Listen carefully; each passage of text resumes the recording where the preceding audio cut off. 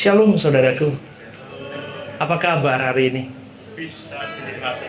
Bisa dilewati. Nggak kangen sama saya, nggak ketemu minggu lalu. Kangen dong. Ya, minggu lalu saya bersyukur kepada Tuhan, saya dan istri bisa berobat karena istri saya kondisinya kurang baik. 1 bulan 2 bulan terakhir itu kondisinya cukup menurun. Jadi sepanjang hari dia tidur karena tidak bisa membuka mata, dia pusing sekali kepalanya. Tetapi karena anugerah Tuhan, kami bisa berobat dan puji Tuhan kondisinya lebih baik. Amin. Ya, ibu gembalanya sudah lebih baik, pasti senang. Ya, ya. Bapak Ibu dikasih oleh Tuhan. Hari ini kita mau belajar tentang normal is not enough. Ini renungan yang saya dapatkan ketika saya sedang menemani istri saya berobat, saudaraku. Minggu lalu renungannya adalah tentang perasaan Tuhan. Perasaan Tuhan itu sesuatu yang sebetulnya, saudaraku, seharusnya itu menjadi urgensi untuk kita untuk terus fokus hidup kita adalah kepada perasaan Tuhan, bukan perasaan kita. Tadi ketika kita mau memulai ibadah, saya ajak para pelayan Tuhan untuk berdoa bersama, dan di situ saya katakan, hari ini kita melayani Dia. Sepanjang hari hidup kita melayani Dia. Tetapi di dalam kita melayani Dia, seringkali kita sedang mencuri kemuliaannya, dan kita sedang memberhalakan perasaan kita. Sebetulnya diselubungi dengan kepentingan Tuhan. Paham sampai di sini? Kelihatannya kita melayani Dia. Kelihatannya kita memang benar-benar memberikan hidup kita untuk Dia. Tetapi di dalamnya sebetulnya bukan fokusnya ke perasaan Tuhan, tetapi fokusnya ke perasaan kita. Nah, itu yang rusak. Maka dari itu, saya mulai kembali lagi. Tuhan, kalau urusannya tentang perasaanmu, berarti perasaanku tidak boleh dong dimainkan. Dan Roh Kudus benar mengatakan kepadaku, benar nggak boleh Stephen, tetapi dagingku meronta. Kalau bahasa Jermannya bocengli orang ini. Ngerti? Ini orang kok bocengli ya? Kok nggak bener ya? Tetapi engkau harus mematahkan di dalam hatimu. Sudah. Kalau engkau apalagi masuk di dalam dunia pelayanan, saudaraku. Di dalam dunia pelayanan itu kita memang harus mau tidak mau menyalipkan semuanya. Menyalipkan semua. Harga diri semua disalibkan. Bahkan sampai saya kadang berkata sama istri saya, kok begini ya? Kok begitu ya? Tetapi diingatkan kembali, Stephen, istriku tuh luar biasa loh saudaraku. Kadang yang pendeta tuh dia sebetulnya. Saya kalah pendeta. Kadang saya tuh masih, dia mengingatkan kepada saya, fokus ke perasaan Tuhan. Oh ya. Kadang saya pinter khotbah, saya kadang masih mementingkan perasaan saya. Meleset. Ketika kita sudah mengerti perasaan Tuhan yang utama, maka saudaraku, engkau dan saya harus menjaga mulai hari ini. Kalau Anda selama ini hidupmu masih sembarangan, mulai hari ini, engkau harus menjaga hadirat Tuhan dimanapun engkau dan saya berada. Di sepanjang waktu hidup kita, bagaimana kita berbicara, bagaimana kita bertingkah laku, bagaimana kita bersosialisasi dan berorganisasi, bagaimana kita di dalam keluarga kita. Itu sangat penting, saudaraku. Apa yang menjadi perenungan hatimu, itu sangat penting. Kenapa? Karena engkau dan saya sedang diajak untuk melihat perasaan Tuhan. Kadang ucapan dan hati itu tidak sama. Orang boleh shalom di sini, shalom, tetapi siapa yang tahu di kedalaman hatimu? Betul? Orang bisa mengatakan sesuatu yang shalom, Rian, apa kabar?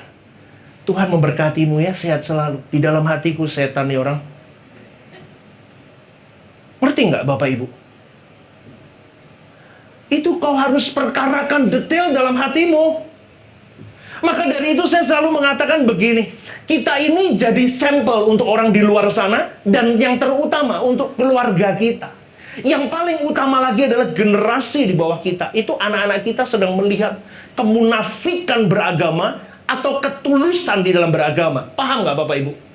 Saya sedang melatih diri saya, makanya kalau Bapak Ibu mengikuti Instagram saya sedang memberikan my reflection. Itu khusus saya buat sendiri.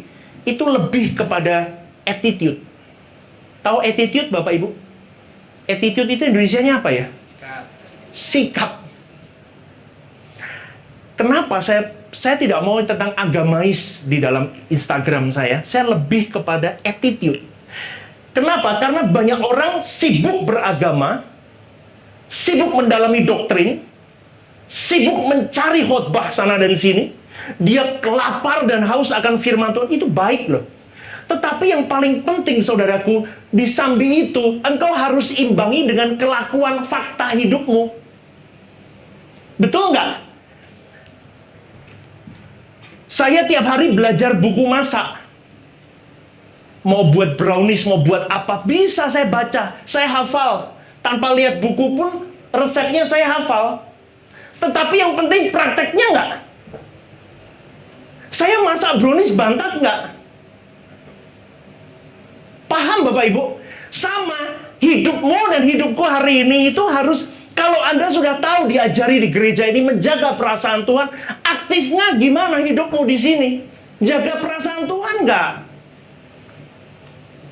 Jadi jangan hanya pandai Anda beragama.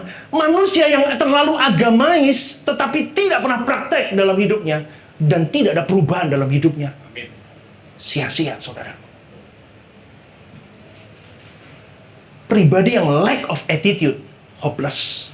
Saya tulis itu tadi malam. Bagaimana anak saya tidak menjadi seorang pemberontak kalau bapaknya melihat contoh bapaknya sedikit-sedikit berontak? Bagaimana anak saya tidak merokok atau tidak berkata-kata kotor kalau setiap sedikit-sedikit ada masalah, keluar dalam mulut saya kata-kata kotor? Mereka sedang melihat gambaran hidupmu dan hidupku, saudaraku. Dia sedang mengamati, oh, bapakku yang ini kok. Di gereja angkat tangan, jengking-jengking sampai nangis-nangis. Keluar hidupnya, di rumah, dia gamparin, dia kurang ajar omongan. Dia akan melihat, saudaraku, dan suatu hari, anak-anak yang akan melihat seperti itu yang saya takuti. Saya menemukan itu banyak hal, saudara. Tidak di gereja ini. Saya terjun di dunia anak-anak itu banyak. Karena dulu saya punya bimbingan belajar dan sebagainya. Banyak anak-anak, para aktivis, para pendeta dan sebagainya. Itu ruwet hidupnya. Itu kenapa? Karena mereka sedang dari kecil dicekoki dengan sebuah kemunafikan. Dia lelah melihat begitu. Maka dari itu ketika dia tumbuh dewasa, remaja, dia mulai rebel. Dia mulai melawan orang tuanya. Dia katakan, percuma sembahyang ngapain? Wong kelakuan bapakku, mamaku begitu kok. Jaga perasaan Tuhan, saudaraku. Engkau menjaga perasaan Tuhan ketika engkau menjaga sikapmu. Engkau menjaga perasaan Tuhan ketika engkau menjaga generasimu. Ingat baik-baik. Jangan katakan, selingkuh normal. TTM normal. Terus apa lagi ya? Hutang sana, hutang sini, normal. Nonton film-film nggak bener, normal zaman sekarang, Pak. TikTok aja banyak yang kurang kain, Pak. Di TikTok tuh banyak yang kurang kain, kan? Normal. Tak boleh dibuat normal. Dunia tidak boleh melebur dirimu. Engkau harus menggarami dunia. Kalau hari ini di generasi, kita ini generasi apa ya? Di sini ada baby boomer, ada ya?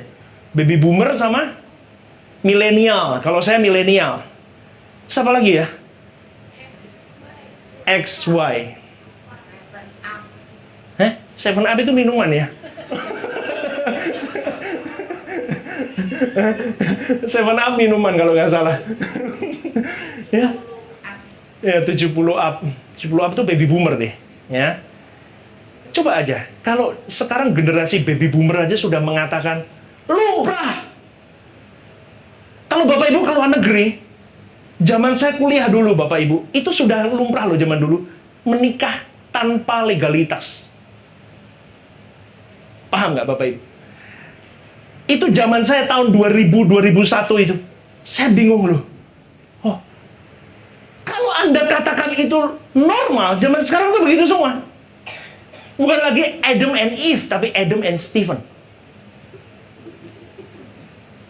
Itu kau katakan normal, rusak generasimu. Kau tidak boleh katakan normal.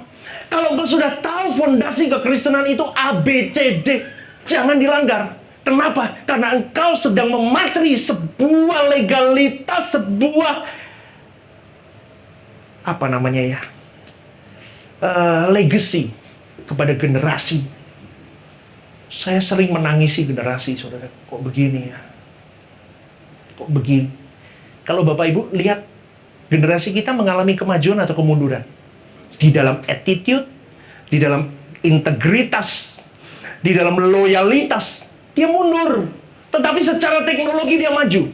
Tetapi dalam banyak hal untuk perihal kepribadian seseorang, banyak yang mundur. Contoh, orang kerja hari ini dimarahin bosnya, keluar dia. Gak percaya?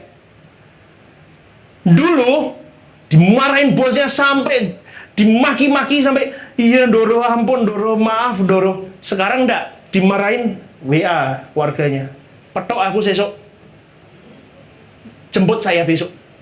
Saya mau pulang. Saya nggak tahan di sini. Betul? Itu kenapa?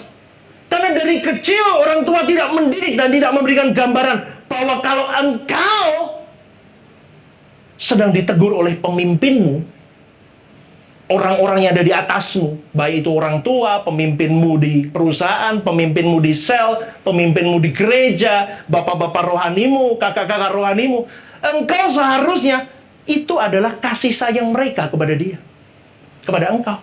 Tetapi enggak orang tua sekarang. Kenapa gurumu marahin kamu? Nanti mama tak datang. Kurang ajar, kamu bayar uang sekolah kok dimarah-marahin. Mama aja enggak pernah marahin. Rusak enggak? Rusak enggak? Itu generasi sekarang yang membuat siapa? Kita. Lah gereja itu enggak boleh begitu. Di sini engkau saya didik untuk yang benar. Ya, rusak. Keploise. Jadi Bapak Ibu dikasih oleh Tuhan, menjaga perasaan Tuhan itu adalah bagianmu dan bagianku hari ini. Hashtag kita hari ini adalah ada harga yang dibayar. Ingat, sepanjang minggu ke depan renungannya hashtagnya apa? Ada harga yang dibayar. Ulang sekali lagi, 1, 2, 3. Ada harga yang dibayar. Engkau hidup hari ini urusannya dengan Tuhan. Kau pilih A, pilih B, pilih C, terserah. Tetapi engkau berurusan dengan Tuhan di ending hidupmu. Yang tidak punya mau keturunan, is okay. Yang punya keturunan, is okay juga. Yang kaya, oke. Yang tidak kaya, oke juga. Yang punya perusahaan besar, oke. Yang nggak punya perusahaan besar, oke. Semuanya is okay sebetulnya. Tetapi kamu ingat baik-baik saudaraku.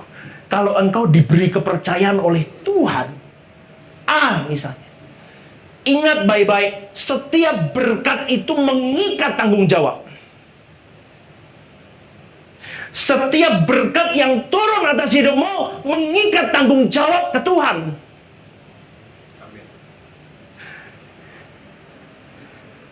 Setiap rupiah yang ada di dompet saya itu mengikat tanggung jawab kepada Tuhan.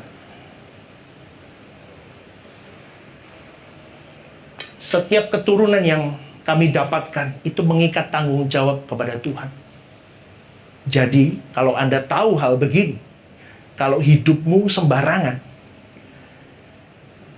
engkau akan bertanggung jawab di tahta pengadilan Kristus kelak. Dan apa yang akan kau sampaikan ketika engkau berhadap-hadapan dengan Bapa Elohim Yahweh, ketika engkau diminta pertanggungjawaban hidupmu atas pekerjaanmu, atas pelayananmu, atas keluargamu, atas istrimu, atas suamimu, atas anakmu, atas rupiah yang kau beri, atas talentamu, atas semua hal dalam hidupmu, bahkan sampai orang tua dan mertuamu. Apa yang menjadi tanggung jawabmu atas mereka? Kalau mengerti begini, saya ngeri, Bapak Ibu. Jadi detail setiap inches ya, inches kok jadi inches jadinya. Setiap inch di dalam hidup kita ada nilainya. Kita sering mendengar orang berkata begini, saudaraku. Hidup itu pilihan, pastor. Betul. Bahkan engkau dan saya sering ngomong begitu. Hidup itu pilihan. Betul nggak? Betul kan? Kita sering ngomong. Tetapi masalahnya apa yang kau pilih? Pilihanmu, makanya begini loh. Kalau Anda datang ke gereja ini, saya sedang mengajarkan kepada Anda untuk memilih sesuatu yang berkualitas, bukan yang ecek-ecek. Anda sedang saya giring untuk memilih pilihan-pilihan yang tepat, yang sesuai dengan apa yang Bapak mau. Kalau urusanmu hanya memilih jodoh, memilih pekerjaan, memilih apa lagi ya, karir, memilih apapun lah, pendidikan dan sebagainya, saudaraku, itu belum beresiko tinggi. Itu belum beresiko tinggi. Tetapi bagi engkau dan saya yang sudah mulai mengerti bahwa aku ini anak-anak Allah. Anak Allah itu ada dua. Anak Allah itu adalah huios. Kalau anak gampang itu notos. Kalau anak Allah berarti dia memperkarakan setiap jengkal hidupnya. Kenapa? Karena dia sadar bahwa aku harus memiliki martabat yang tinggi, yaitu martabat pribadi kerajaan Allah, atau martabat anak-anak Allah. Kalau martabat anak-anak Allah, dia pasti menjaga hidupnya dengan hati-hati. Untuk memiliki karakter ini, saudaraku, engkau dan saya akan saya bawa kepada beberapa tokoh di Alkitab yang dia memilih untuk memiliki martabat, memiliki karakter bermartabat ilahi, dan dia fokus kepada perasaan Tuhan. Yang pertama, kita lihat coba contoh. Contoh yang pertama adalah kita lihat Abraham, saudaraku. Kenal Abraham? Dia tidak kenal Anda. Kenal Abraham? Tapi Abraham tidak kenal kita, tidak apa-apa. Abraham itu adalah pribadi yang boleh saya katakan begini, saudaraku, di zamannya dia hidup di sebuah daerah yang begitu makmur, metropolis di zamannya, dan itu sangat maju. Tetapi itu di lembah Sumeria ya, waktu itu Abraham di lembah Sumeria. Tetapi Abraham berkeputusan untuk meninggalkan kampung halamannya. Dia meninggalkan negerinya dan meninggalkan sanak familinya, dan dia hanya pergi meninggalkan kotanya hanya untuk mengikuti apa yang menjadi keinginan dari Elohim Yahweh. Dia pergi. Abraham, kau harus tinggalkan negerimu. Dia berangkat, saudaraku. Bahkan sampai mati, saudaraku, dia tidak melihat negeri itu. Ini saya mau bawa Anda satu persatu ya. Para sahabat-sahabat Tuhan ini jalan. Seakan-akan Tuhan mendorong, tetapi tidak ada endingnya kelihatannya. Kelihatannya begitu. Jalan Abraham, jalan. Dia tahun demi tahun, bulan demi bulan, terus dia berjalan, dia mengarungi negeri ke negeri. Tetapi dia tidak menemukan negeri yang dijanjikan Tuhan itu. Bahkan sampai di dalam Ibrani 11 ayat 9-14, dikatakan di situ baru jelas bahwa negeri yang dikatakan kepada Abraham itu adalah Kanaan surgawi itu, atau langit baru, bumi baru. Abraham pun tetap tekun menapaki hari-hari hidupnya, saudaraku. Bahkan seakan-akan dia mungkin boleh berkata begini, aku sia-sia meninggalkan negeriku. Aku sia-sia meninggalkan semuanya. Dan di dalam penantian akan penggenapan janji anak yang akan meneruskan garis keturunannya, dia pun melihat janji-janji itu pun tidak terrealisasi dengan cepat dan baik. Benar loh, jadi Abraham itu tidak gampang, saudara. Mungkin kalau kita hari itu jadi Abraham, kita bisa berkeluh kesah mengumpat di tengah jalan itu. Apa janjinya? Bahkan sampai mati mereka pun berdua, mereka tidak menemukan janji Tuhan itu menggenapi apa? Dia akan dijanjikan negeri yang dijanjikan oleh Elohim Yahweh itu. Itu Abraham. Jalan Abraham, keluarlah dari kotamu, dan dia tidak mendapatkan apa yang seharusnya dilihatnya. Tetapi karena kasih, karena cintanya kepada Elohim Yahweh, yang di zaman itu, saudaraku, tidak banyak orang mengenal dia. Elohim Yahweh tidak banyak orang mengenal, karena Abraham tinggal di zaman Israel purba.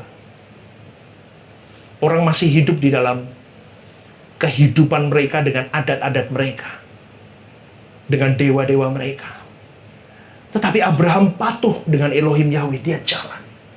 Tanpa terlihat semuanya semu di depan sana.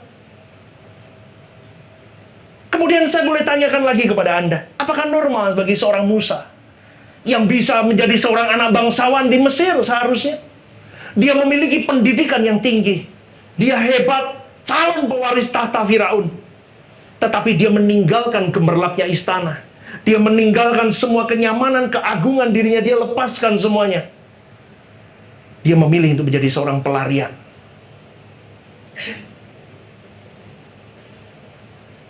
Normal gak?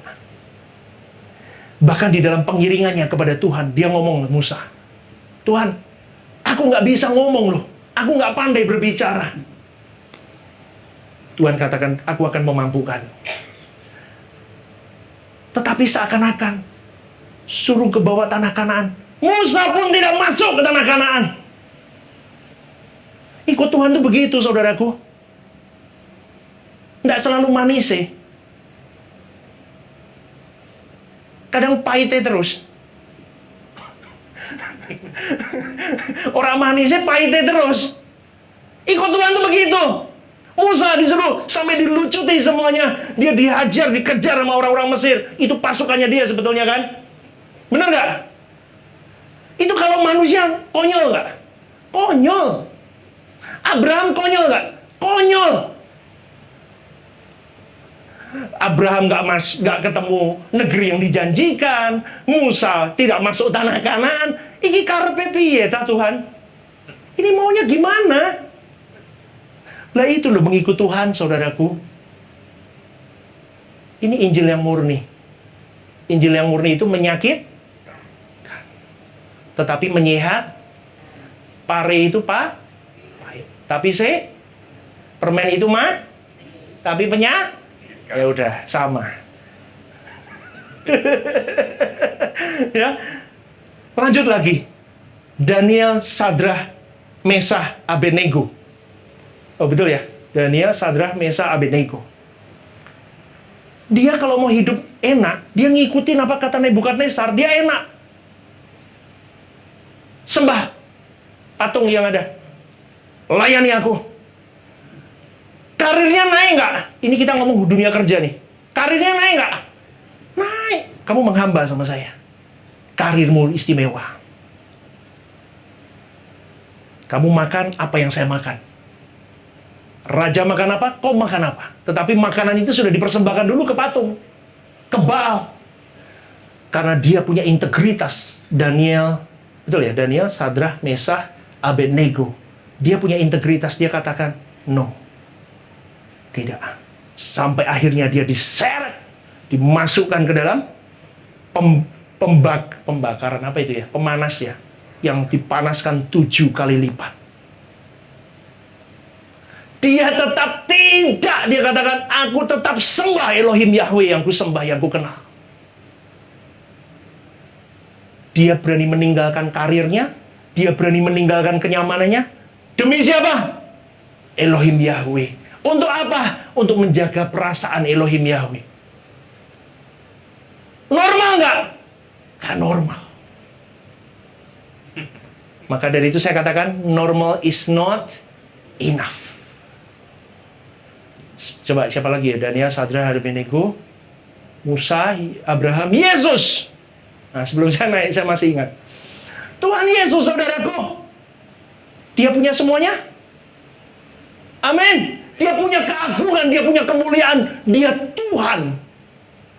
Dia letakkan ketuhanannya. Dia tinggalkan segala keagungan hidupnya. Dia turun ke muka bumi ini. Berkumpul dengan para ciptaannya. Ciptaannya kurang ajar lagi.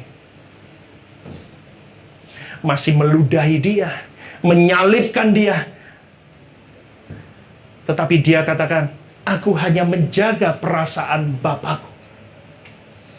Karena hidupku hanya untuk menyelesaikan pekerjaannya dan melakukan kehendaknya.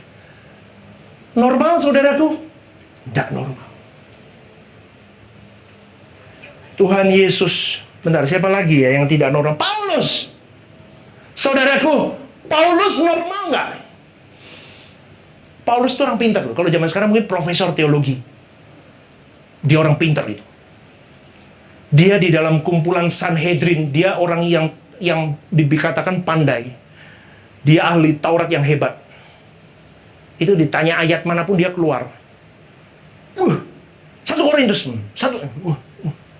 Di sini Pak Agus yang apa? Kalau mau tanya ayat Alkitab, nggak bawa Alkitab, tanya dia. Ini hafal. Ya. Wah, dia hafal semua. Paulus meninggalkan semuanya dengan segala jabatannya. Dia karirnya di dalam Yudaisme. Dia seharusnya bagus loh itu. Itu kalau mungkin sekarang kalau dia terus bertahan di Yudaisme, dia mungkin jadi ketua sinode itu. Dia jadi ketua sinode itu. Bener, dia pintar sekali. Tetapi Paulus ketika mengalami perubahan ketika dia berjumpa dengan Tuhan Yesus. Dia mengalami perubahan total di dalam hidupnya ketika dia berjumpa dengan Tuhan Yesus. Perjumpaannya dengan Tuhan Yesus membuat dirinya rela meninggalkan everything di dalam hidupnya. Bahkan di dalam kesaksiannya, di dalam Filipi 3 ayat 7-9 dia berkata begini, segala sesuatu yang dulu merupakan keuntungan bagiku, sekarang ku anggap rugi karena Kristus. Malahan segala sesuatu yang dulu ku anggap rugi karena pengenalanku akan Dia, sekarang menjadi lebih mulia daripada semuanya. Oleh karena Dialah aku telah melepaskan semuanya itu dan menganggapnya sampah supaya aku memperoleh yang namanya Kristus. Ini orang keren, saudaraku. Kalau bisa sampai di titik ini, Kristen itu pengikut, Paulus pengikut, Abraham pengikut, Elohim Yahweh. Meskipun Elohim Yahweh itu pun sendiri Kristus. Berarti kalau engkau dan saya mengaku Kristen dan pengikut Kristus, seharusnya engkau berani apa yang dilakukan Paulus itu. Gambarnya Paulus perjanjian baru. Betul? Ya, lebih gampangnya begitu. Perjanjian baru itu Paulus. Kalau dia bisa, seharusnya engkau dan saya memiliki mentality, loyalitas, integritas sama dengan Paulus. Yang dulu ku anggap berharga, setelah aku mengenal Kristus, ku anggap sampah semuanya. Yang dulu ku anggap sampah ketika aku mengenal Dia, sekarang ku anggap sesuatu yang berharga. Karena pengenalanku akan Kristus lebih dalam. Amin. Jadi Bapak Ibu yang dikasih oleh Tuhan, semua yang kita lihat, tadi yang saya sampaikan beberapa tokoh Alkitab itu tidak wajar. Dan mereka tidak normal, saudaraku. Kita pun hari ini tidak normal. Orang lain bisa bubuk sampai siang, saudaraku. Ngapain kau hari Minggu ke sini? Duki pendetanya ngomong apa sih? Bu, Pak, saudara-saudari, Anda bubuk enak nggak? Tidur sampai siang enak nggak? Enak. Mumpung hari libur, hari Minggu. Tetapi kenapa Anda datang ke sini? Itu tidak normal. Lu bener loh Bapak Ibu. Kemarin saya kontak sama Yosua. Yosua anak muda nih ya. Dia sekolah di UNES. Yos, ajak teman-temanmu. Susah kok, pada bangunnya siang. Saya mulai kepikiran, bener ya. Berarti orang-orang yang berani bayar harga bangun pagi. Untuk bangun pagi, doa pagi jam 5 ikut doanya Pak Eras. Sambung ibadah. Kadang sampai siang. Kadang tokonya nggak buka. Dia nggak jualan. Aku nggak buka toko. Berani aku bayar untuk Tuhannya. Orang normal kalian itu. Karena ketidaknormalanmu itu normal di mata Tuhan. Amin. Amin. Berikan tepuk tangan untuk Tuhan kita. Anda hari Minggu bisa ke Kopeng. Om sama ketawa. Hari Minggu bisa jalan-jalan. Bener gak? Ketemu grup A, grup B, grup C asik. Dansa-dansa. Udah guyu tuh, aku ngomong dansa kok guyu. Ngerti Bapak Ibu? Tetapi engkau berikan dirimu datang ke gereja ini. Duduk belajar kebenaran firman. Makanya banyak orang kalau ngomong apa? Jangan pelayanan. Kalau pelayanan kangelan melungu-lungu ka iso. Iya kan? Ya, itulah ketidaknormalan orang yang sudah mengenal Kristus. Jiwanya bukan lagi tentang aku. Jiwanya, fokusnya, visi hidupnya bukan lagi tentang aku, tetapi aku mau berurusan tentang dia. Aku mau menyenangkan dia. Saudaraku yang dikasihi oleh Tuhan, kalau hari ini engkau hadir di gereja ini, engkau jangan jadi penilai, jangan jadi juri duduk di sini. Khotbah enak deh ya. Enak. Tapi kurang ini. WL-nya enak deh ya. Oh, enak. Tapi musiknya kurang ini. Kurang itu. Lightingnya kurang. Enggak. Anda enggak perlu jadi juri di sini. Anda itu datang ke gereja ini, Anda masuk dari awal, makanya saya selalu ngomong ini yang ketiga kali. 2 minggu lalu saya ingatkan, Pastor Yusuf kemarin ingatkan, dan hari ini saya mau ingatkan. Don't be late. Jangan terlambat. Ibadah jam 9. Datanglah jam 9 kurang seperempat. Duduklah, saat teduhlah, dan diam. Dengarkan pujian, teduh. Tidak seperti pasar.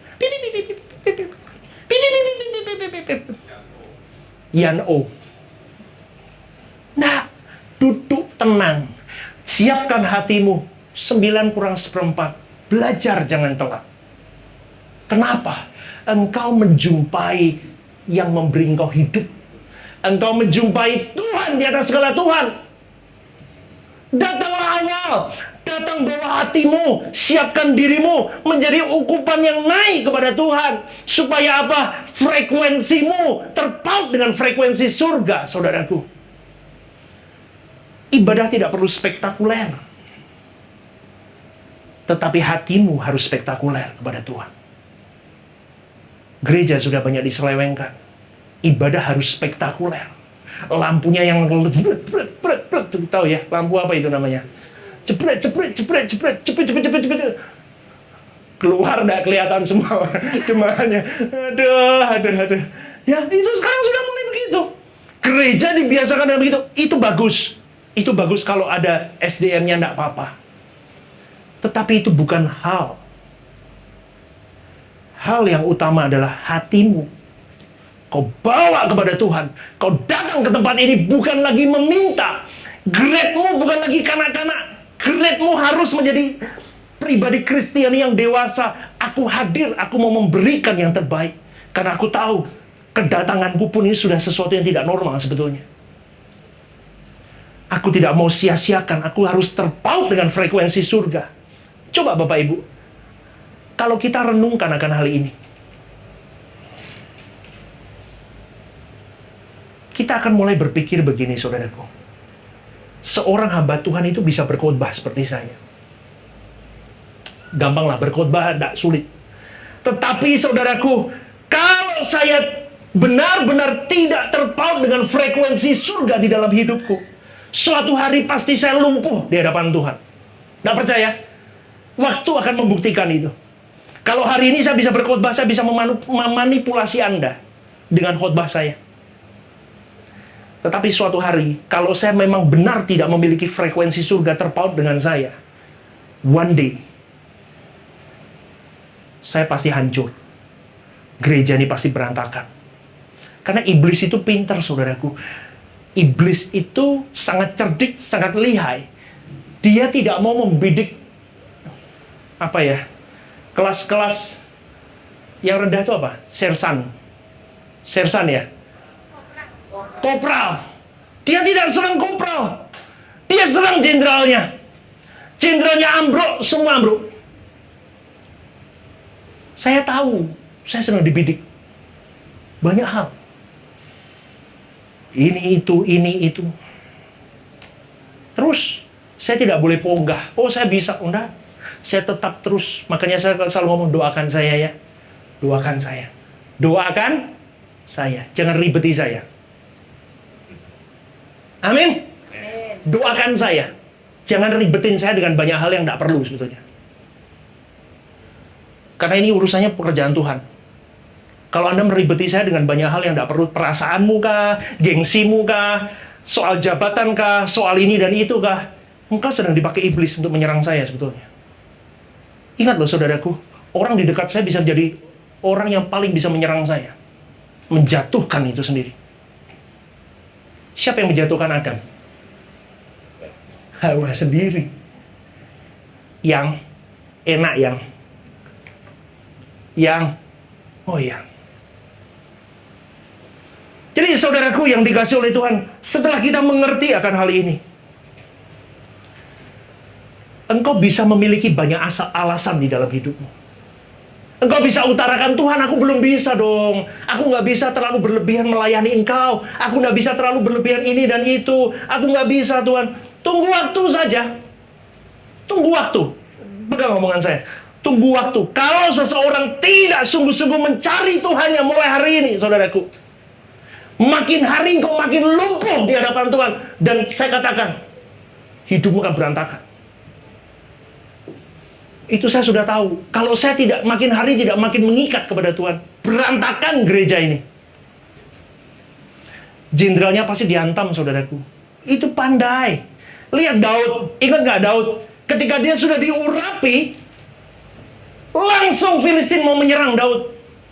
Coba dulu waktu dia jadi gembala di padang belantara, siapa yang mau menyerang dia? Gak ada, saudaraku.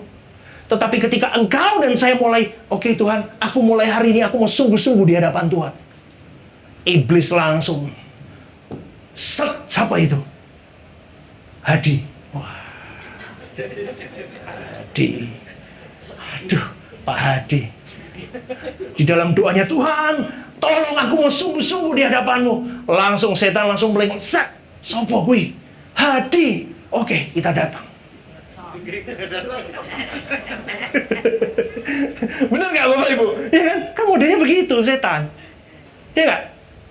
Ketika saya berdoa, Tuhan, tolong saya Tuhan, lindungi aku Tuhan. Stephen Lin, coba.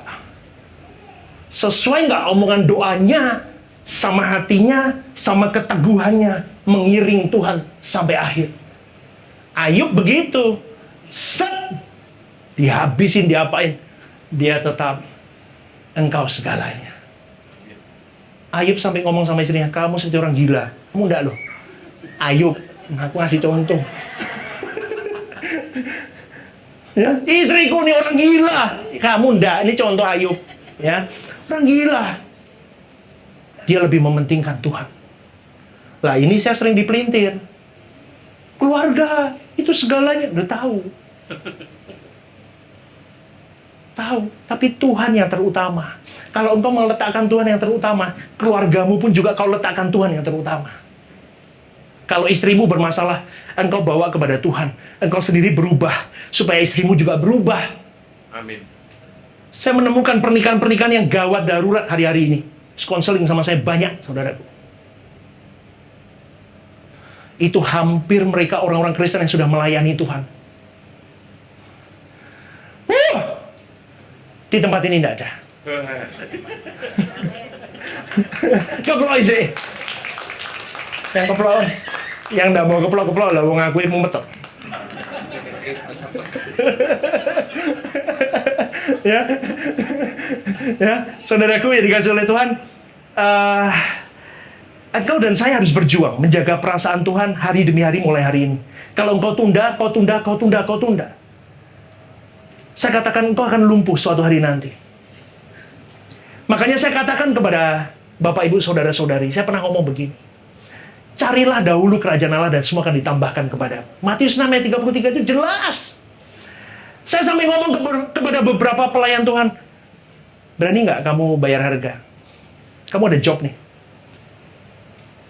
Tinggalkan jobmu, kau layani. Itu nggak gampang lah. Kalau jobmu duitnya gede, kita mikir. Tapi dari dulu sejak kecil saya ditanamkan mama saya. Kalau minggu berani katakan tidak kepada cuan apapun. Kalau habis ibadah kamu mau buka silahkan. Tapi kalau kamu tidak ibadah karena kamu buka, itu masalah. Amin. Amin piye to, Pak? Cicilanku banyak, Pak. Cicilanku banyak, Pak. Anda tidak mengerti relung hatiku, Pak. Kau tidak tahu pengorbananku, Pak. Kalau aku tolak ini, saya tidak bisa makan. Percaya, kalau kau mengutamakan Tuhanmu, Tuhan tidak akan pernah melepaskan tangannya atas dirimu. Bahkan orang-orang yang kau kasihi sekalipun, dia ikut bertanggung jawab, saudaraku. Amin. Jadi jangan pernah takut dengan berkat. Jangan pernah takut dengan hal-hal dunia. Dia memang pemilik segalanya. Tetapi kalau engkau hidup hanya untuk memiliki segalanya dengan melalui dia, engkau sedang memanfaatkan dia. Tetapi kalau engkau sedang memberikan dirimu untuk dia, percaya, kalau engkau di dalam ini tuh, kalau kamu punya bos yang baik, aman enggak hidupmu? Itu baru manusia loh. Oh, enggak makan, kurang makan. Udah yuk makan yuk. Kurang uang, yuk kasih uang. Kurang apa lagi? Yuk, gampang. Itu aja manusia bisa begitu, masa Tuhan nggak bisa begitu? Amin. Saya lihat beberapa kali orang-orang yang berani. Komitmen pelayanan. Komit lah kau pelayanan. Oke. Habis itu nggak komit. Gara-gara ada job misalnya. Atau ada kepentingan lain misalnya. Saya bisa melihat itu, saudaraku. Orang-orang ini akhirnya Tuhan mengingatkan. Kalau masih diingatkan, puji Tuhan. Berarti Tuhan itu baik. Jadi Bapak Ibu yang dikasih oleh Tuhan, sebenarnya kita selesai. Kalau seseorang dipenuhi oleh Roh Kudus dalam hidupnya, terus setiap hari kita terhubung dengan frekuensi surga. Kita dipenuhi oleh Roh Kudus dan hidup kita di dalam doa, terus setiap hari hidup di dalam doa. Percayalah saudaraku, getar doamu itu akan mencapai tahta Bapa. Doa itu tidak harus heboh kok, bener, percaya deh. Di dalam kesederhanaan doamu, seperti Tuhan Yesus mengajarkan, doa anak-anak kecil ini yang berkenan kepadaku. Berarti apa, saudaraku? Di dalam hubunganmu dan hubunganku kepada Tuhan, itu harus dilandasi dengan yang namanya ketulusan hati. Engkau sedang berjalan menjaga perasaan Tuhan dengan ketulusan hati. Engkau menjadi pelayan Tuhan. Misalnya, Pak Stephen mempercayai saya nih sekarang jadi worship leader. Jaga hatimu, nak. Ngerti? Jaga hatimu. Karena kadang orang bisa tulus ketika dia belum memiliki apapun. Tetapi orang bisa berubah ketika dia memiliki apapun di dalam dirinya. Mulai berubah. Kalau hari ini engkau tidak memiliki harta, engkau masih bisa menjaga kekudusan, engkau masih bisa jaga hatimu untuk tidak, nggak usah beli barang-barang merek deh. Nggak salah loh beli barang merek. Saya pun beli kok. Tapi tidak salah. Kau beli tidak masalah. Tetapi engkau tidak boleh terikat. Kalau ada beli, kalau bisa. Kalau itu memang tidak perlu banget, nggak usah beli. Paham Bapak Ibu? Paham. Jadi Bapak Ibu yang dikasih oleh Tuhan, Anda harus mulai mengerti hari ini bahwa menjaga perasaan Tuhan itu adalah sesuatu yang tidak mudah. Engkau dan saya harus terus terkoneksi, terus. Sampai nyanyian hidupmu dan hidupku itu menarik pengurapan Tuhan. Percaya deh Bapak Ibu, yang saya katakan ini kalau Anda lakukan, Anda tidak akan menyesal suatu hari nanti kalau Anda meninggal dunia dan Anda harus bertemu dengan tahta pengadilan Kristus. Dengar baik-baik saudaraku, yang saya ajarkan tiap minggu di mimbar ini, kalau Anda lakukan, Anda mau terapkan, Anda tidak akan pernah menyesal. Suatu hari nanti Anda bertemu dengan tahta pengadilan Kristus. Karena di sana kita akan ditelanjangi. Di situ kita akan terlihat betapa kita tidak menghormati Dia selama kita hidup.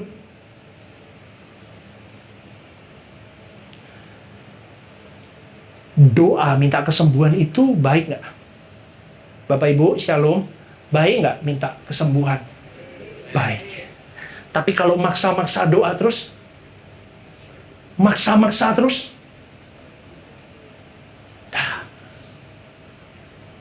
di situ suatu hari engkau akan dibukakan matamu. Engkau akan melihat di dalam kekekalan bahwa betapa kurang ajarnya seorang manusia kepada Sang Penciptanya di dalam sepanjang hidupnya. Melalui hal-hal yang terlihat rohani, tetapi sebetulnya meleset.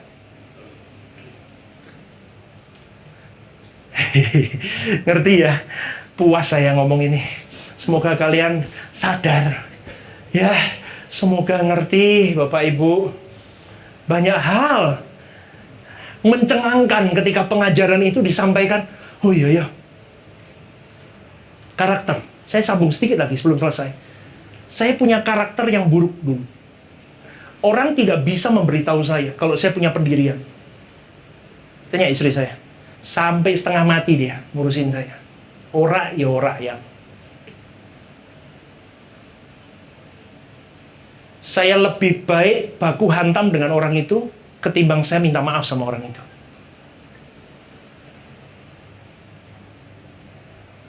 Kembali lagi saya tarik. Legacy apa yang mau saya berikan kepada keturunan saya kalau saya masih bersikap seperti itu? Betul nggak Bapak Ibu? Betul nggak? Besok anak saya bisa nggak punya konflik dengan saya? Bisa. Kalau saya mewariskan karakter begitu, yang muntah darah siapa Bapak Ibu? Saya sendiri. Maka dari itu laki-laki ya, cowok-cowok, bapak-bapak, calon bapak, jangan pernah ngomong, aku ki wonge yo ngene iki.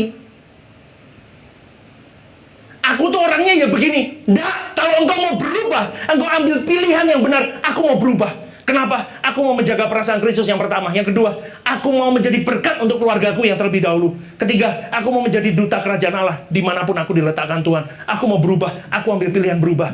Pasti berubah kok. Amin. Amin. Berikan tepuk tangan untuk Tuhan kita. Jadi jangan pernah ngomong. Bapak Ibu. Halo. Kamera di depan saya. Jadi jangan pernah ngomong Bapak Ibu. Ngomong bahwa aku wonge ini. Secara tidak langsung, saudaraku, roh yang kita berikan kepada keturunan kita itu adalah roh apa? Rebellion, sebetulnya. Pemberontak.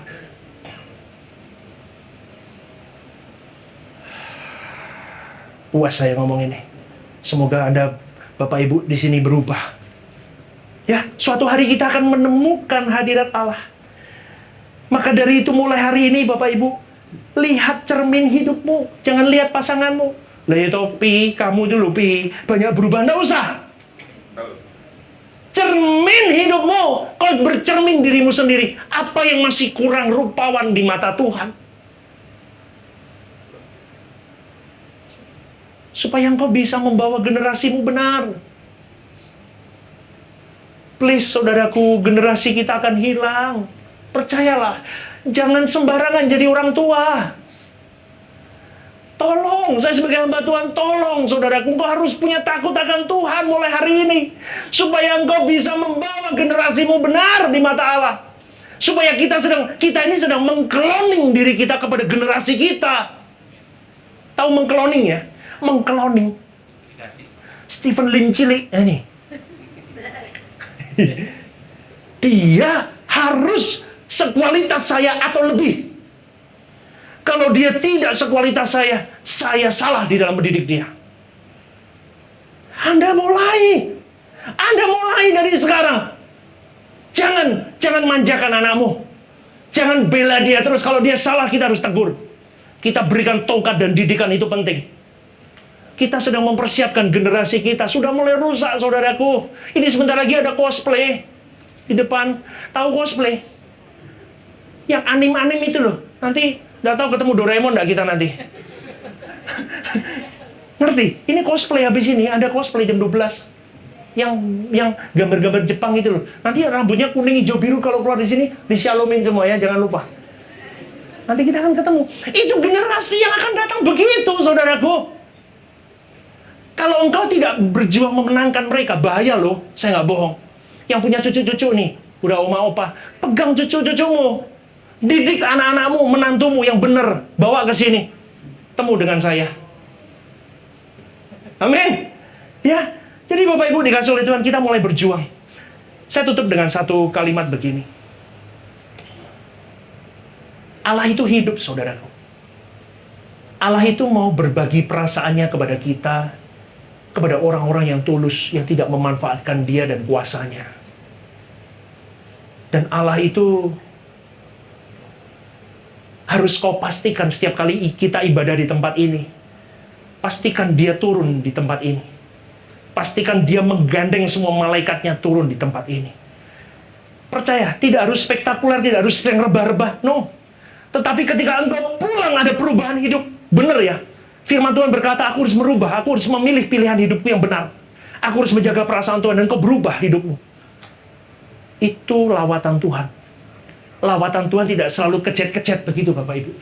Kejat-kejat itu apa bahasa Indonesianya? Kejang-kejang. Kejang-kejang. Tidak selalu.